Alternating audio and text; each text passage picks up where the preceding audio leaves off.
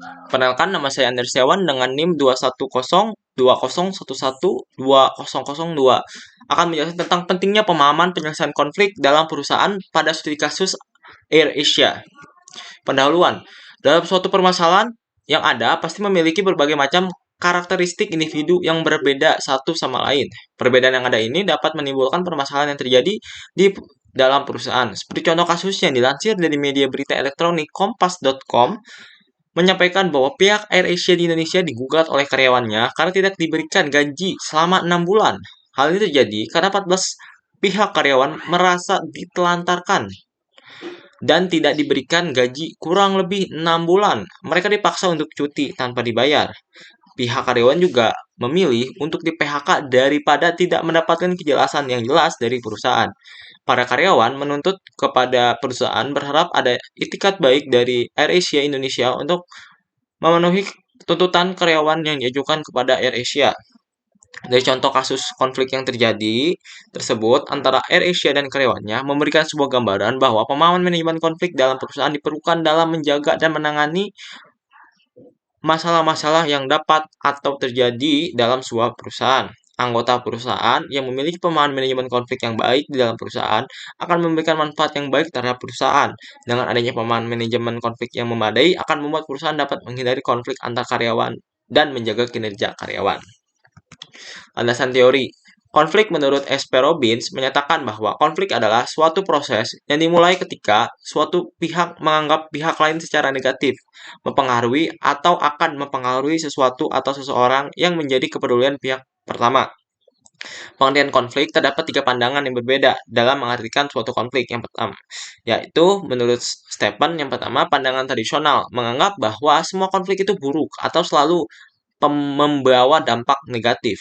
Yang kedua, pandangan hubungan manusia memiliki pengertian bahwa peristiwa yang wajar yang tidak terelakkan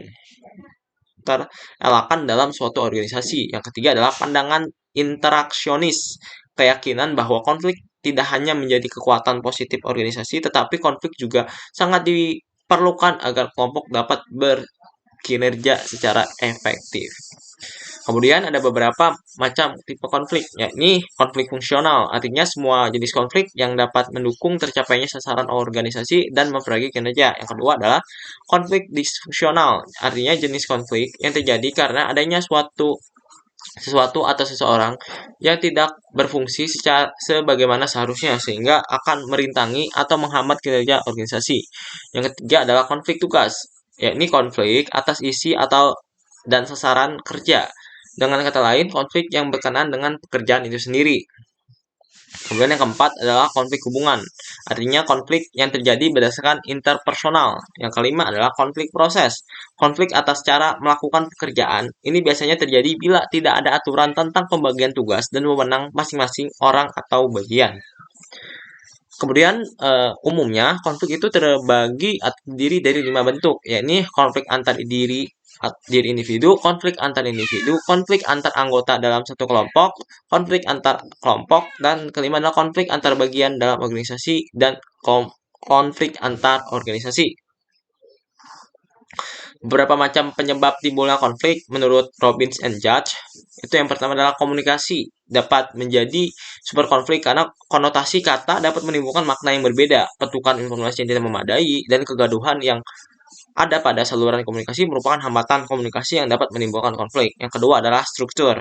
Artinya bahwa konflik yang terjadi dapat bersifat struktural.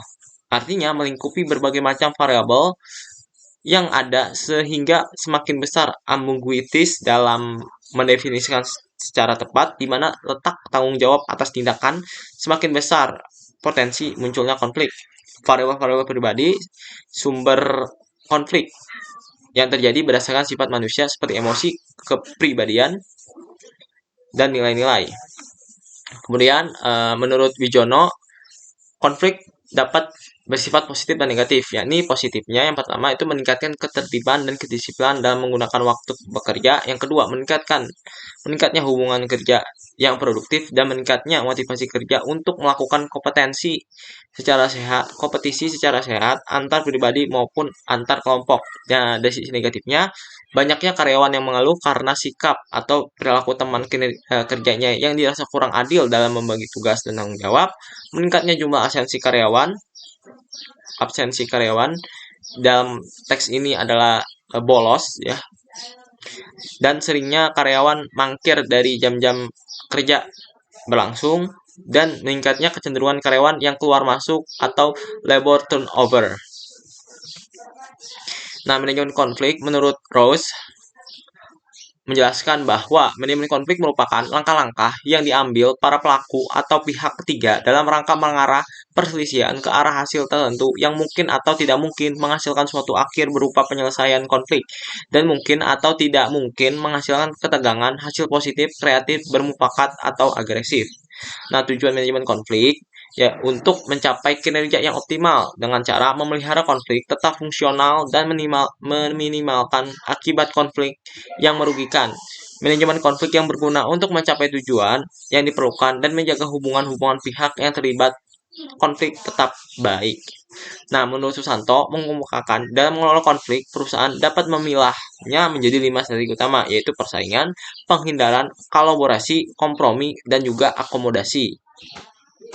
Nah, menurut Dawn M. Baskerville menjelaskan ada 6 tipe pengelolaan konflik yang dapat dipilih dalam menangani konflik yang muncul.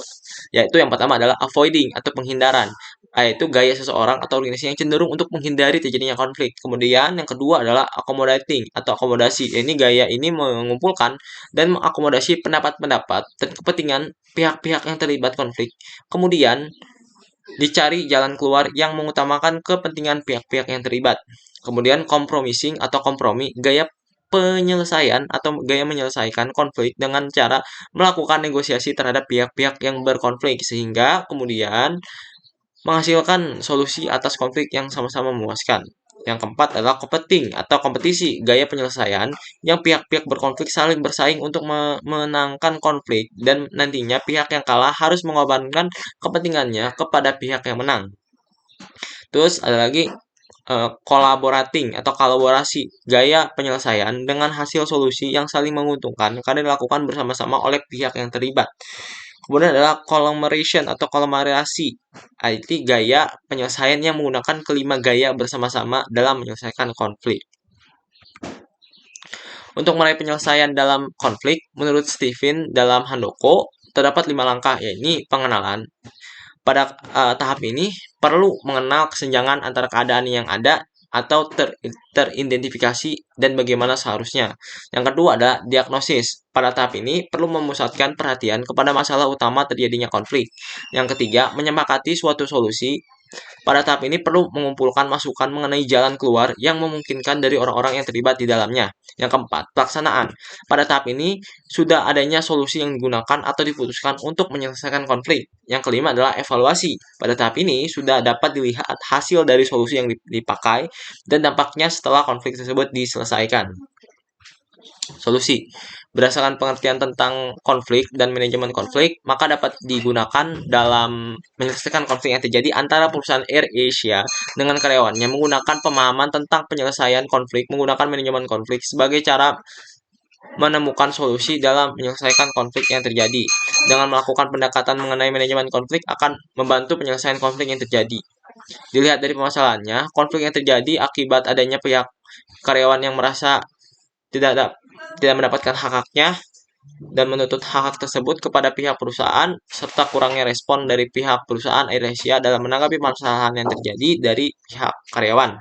Pada kasus ini termasuk ke dalam tipe konflik disfungsional karena adanya kesalahan atau ketidaksempurnaan komunikasi yang dilakukan dan termasuk ke dalam jenis konflik antar anggota di dalam organisasi karena bukan hanya satu orang saja yang menuntut hak tersebut, namun ada sekitar 14 orang dari berbagai divisi yang berbeda. Dari adanya konflik ini memberikan dampak buruk bagi perusahaan AirAsia karena dapat membuat pandangan konsumen terhadap perusahaan menjadi buruk karena konflik ini. Nah, untuk menyelesaikan konflik tersebut, karena sudah mengetahui masalahnya dapat dilakukan pada tahap pengenalan.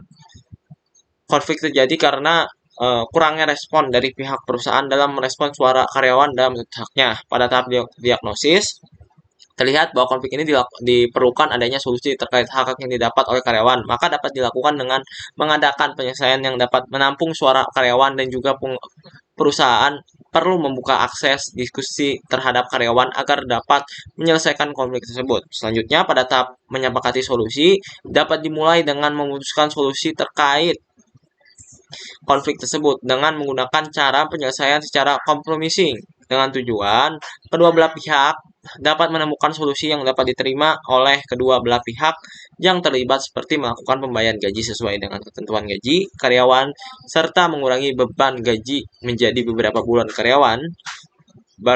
dari gaji karyawan, karena para karyawan yang menuntut haknya tidak bekerja dan bersedia melakukan pelepasan posisi bila tidak ada posisi yang memenuhi kriteria bagi karyawan tersebut. Pada tahap pelaksanaan, para pihak yang terlibat mulai menjalankan pelaksanaan dari solusi yang ada dengan melakukan pembayaran gaji kepada karyawan sesuai perjanjian oleh perusahaan. Dan pada tahap evaluasi akan dilihat hasil dari solusi tersebut dan menghasilkan solusi yang terbaik dengan tidak adanya tuntutan yang dilakukan oleh para karyawan perusahaan. Ini baik, dalam presentasi ini referensi yang digunakan sebagai berikut. Sekian dari saya, terima kasih.